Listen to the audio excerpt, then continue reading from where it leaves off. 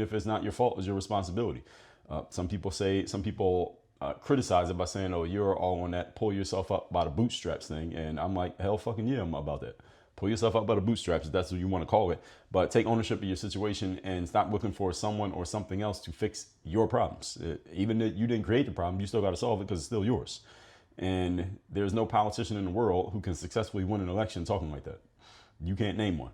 So this is one of 100 reasons why I would never get involved in politics. But politicians, they don't have this frame. So they're very good at leveraging this aspect of human nature, looking for someone else to blame for your circumstance rather than looking at yourself, which is why we got to talk about this today.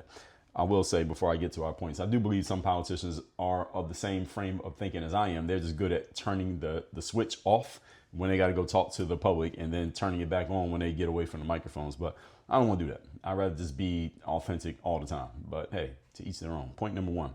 Today's topic, once again, is, are billionaires keeping everyone else poor? Number one, human nature.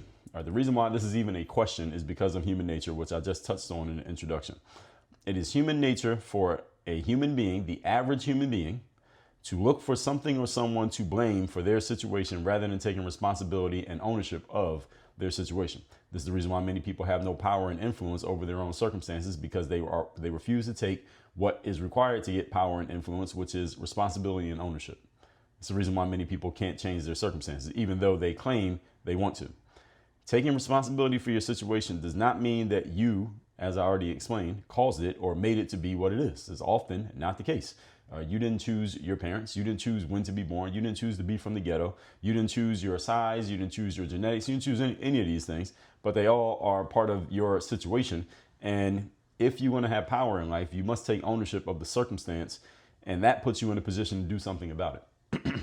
Anything you don't take ownership of, you are not really in position to change it because you're not owning it. So whoever owns it controls it. That's the way it works.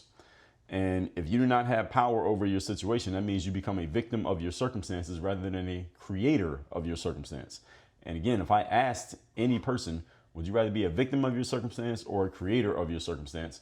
Most people would say they want to be a creator. The problem is most people do not behave in a way as if they even understand the costs of being a creator.